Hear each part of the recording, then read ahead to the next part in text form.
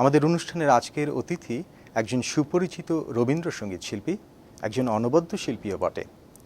তার কৈশোর কেটেছে বাংলাদেশের বিভিন্ন জায়গায়, তবে মূলত ঢাকায়।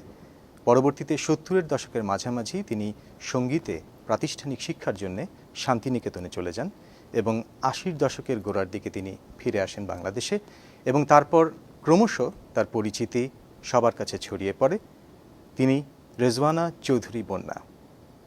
আপনি আমাদের অনুষ্ঠানে এসেছেন, স্টুডিওতে এসেছেন, সেজন্য আপনাকে অনেক ধন্যবাদ। আপনাদেরকেও ধন্যবাদ আমাকে আমন্ত্রণ জানিয়েছেন এবং এখানে আসতে পেরে আমি নিজেও আনন্দিত।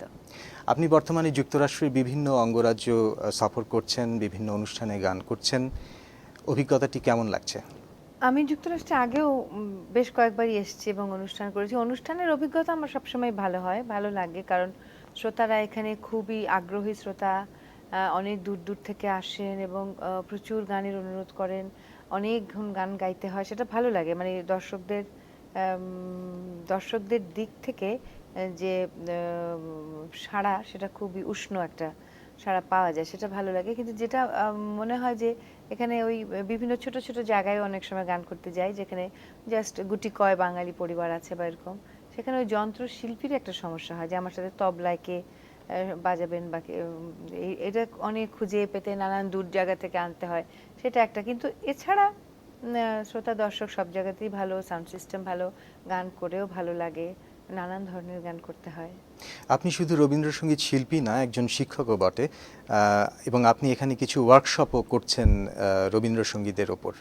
সেটি কেমন হচ্ছে? দ্বিতীয় প্রজন্মের অর্থাৎ এই তরুণ প্রজন্মের ছেলেমেয়ে যারা এখানে বড় হচ্ছে, এদেরকে যাতে এরা রবীন্দ্রনাথের গান সম্পর্কে কৌতূহলী, এদেরকে রবীন্দ্রনাথের গানের প্রতি যাতে আরও আকৃষ্ট করা যায়, সেই জন্য এই ওয়ার্কশপগুলি করার চেষ্টা। এবং এক্ষেত্রে এখানকার অভিভাবকরাও দেখলাম যে অত্যন্ত সচেতন এবং তারাও খুব আগ্রহী।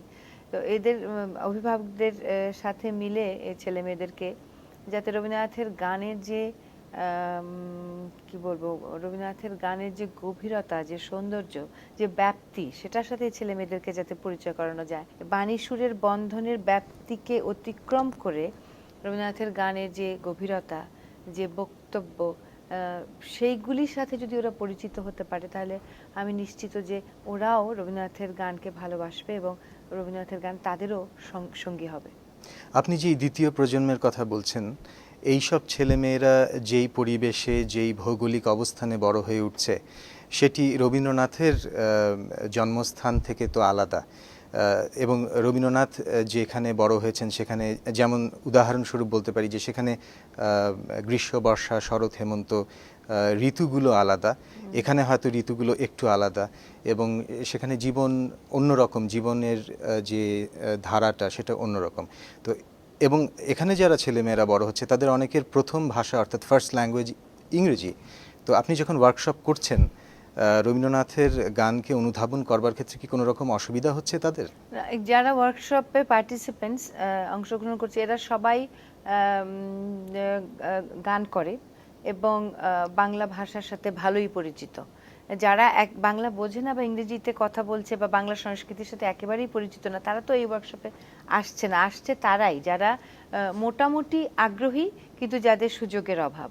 তো তাদের কাছে পৌঁছতে আমার খুব একটা অসুবিধা হচ্ছে না। এবং আপনি যেটা বলছেন যে রবীন্দ্রনাথের আমাদের দেশের পরিবেশ আর এখানে, কিন্তু আমি ওইটাই বলতে চাচ্ছি, রবীন্দ্রনাথের গান কিন্তু এই দেশকালের সীমানাকে অতিক্রম করে গেছে অনায়াসে। এই ধরেন যে গানকে, রবীন্দ্রনাথের গান সেই কারণে আমি বলবো যে রবীন্দ্রনাথের গান আজকে থেকে 150-200 বছর আগ থেকে শুরু হয়ে আরও 1000 বছর চলবে, খালি এই কারণে যে রবীন্দ্রনাথ প্রতিদিন নিত্যই নূতন।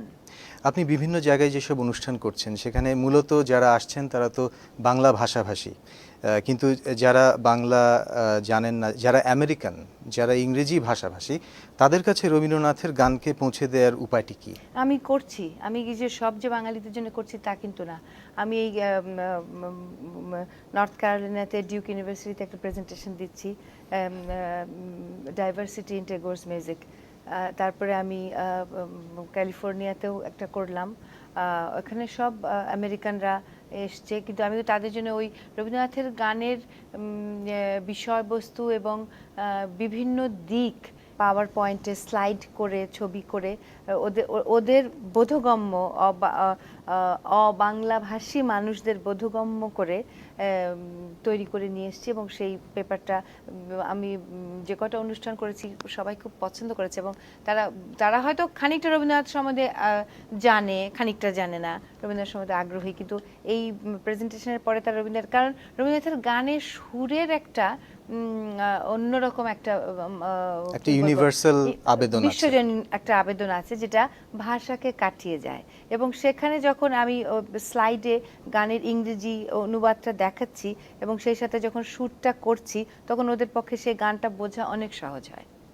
রবীন্দ্রনাথ নোবেল পুরস্কার পান 1913 সালে এবং তারও কয়েক বছর পর এই যুক্তরাষ্ট্রেই তিনি এসেছিলেন তার ছেলে রথীন্দ্রনাথকে নিয়ে।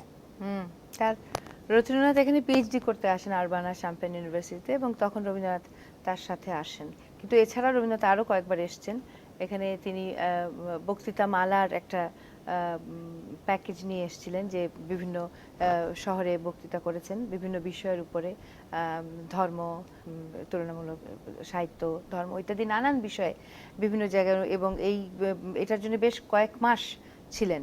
এবং যুক্তরাষ্ট্রের রবীন্দ্রনাথের যেটা উনি বলেছেন যে তার যে ছবি চিত্রকলা সেটা প্রথম কিন্তু যুক্তরাষ্ট্রেই আদৃত হয়েছিল এবং এটা রবীন্দ্রনাথকে খুব আনন্দ দিয়েছিল যে তার ছবির যুক্তরাষ্ট্রে এত আদৃত হয়েছে। এটা একটা। আপনি শান্তিনিকেতনে গেলেন 70-এর দশকের মাঝামাঝি সময়ে। রবীন্দ্রনাথকে আপনি তার জীবনকালে দেখেননি, চাক্ষুষ দেখেননি। রবীন্দ্রনাথকে সামনাসামনি না দেখার কারণে কি কোনো আফসোস আছে? না, রবীন্দ্রনাথকে আমাদের প্রজন্মে তো কেউই দেখেনি, তাই বলে কি রবীন্দ্রনাথ এখন তো সমানভাবে বিরাজিত আমাদের মধ্যে। কারণ রবীন্দ্রনাথ তার শিল্পে, সাহিত্যে, সঙ্গীতে, কর্মে, চিন্তায়, দর্শনে আমাদের মধ্যে তো সবসময় আমাদের 70-এর যে গণ আন্দোলন বা আমাদের যে মুক্তিযুদ্ধ, সেই সময় তো রবীন্দ্রনাথ তো ছিলেন না, কিন্তু না থেকেও আমাদের মধ্যে এত প্রকটভাবে ছিলেন যে রবীন্দ্রনাথ তো সবসময় আমাদের সাথে আছেন। রবীন্দ্রসঙ্গীতের ক্ষেত্রে আধুনিক কালে দু একজন চেষ্টা করেছেন রবীন্দ্রনাথের গানকে আধুনিক স্টাইলে পরিবেশন করার। এই ব্যাপারে আপনার কি মত? আমি মনে করি যে রবীন্দ্রনাথ এমন একটা বিশাল এবং ব্যাপক বিষয় যে রবীন্দ্রনাথকে নিয়ে নানান রকমের পরীক্ষা নিরীক্ষা গবেষণা হতেই থাকবে, তাতে কিছু যায় আসে না। কিন্তু রবীন্দ্রনাথের গান বা রবীন্দ্রনাথের সাহিত্য তার এমন একটা শিকড় আমাদের সংস্কৃতিতে, আমাদের চিন্তায়, যে সেই বিশাল মহিরুহকে টলায়মান করার মতন ক্ষমতা এইসব মানে যেসব নানান ধরনের ভালো মানে নেতিবাচক যেসব কর্মকাণ্ড হচ্ছে সেটা কিছু যাবে আসবে না। অর্থাৎ এই ধরনের পরীক্ষা নিরীক্ষাকে আপনি নেতিবাচক মনে করছেন? সবগুলিকে না, আমি মনে করি পরীক্ষা নিরীক্ষা করা যে হচ্ছে সেটা হচ্ছে ভালো কথা, এবং নেতিবাচক কি ইতিবাচক সেটা তো আমি নির্ধারণ করব না, সেটা সময় নির্ধারণ করবে, এবং যেটা নেতিবাচক সেটা থাকবে না, যেটা ইতিবাচক সেটা থাকবে। সাক্ষাৎকারের শেষ প্রান্তে এসে আপনার একটি প্রিয় গানের অংশবিশেষ শুনতে চাই। শুনিল সাগরের শ্যামল কিনারে, দেখেছি পথে যেতে তুলনাহীন রে, তুলনাহীন রে।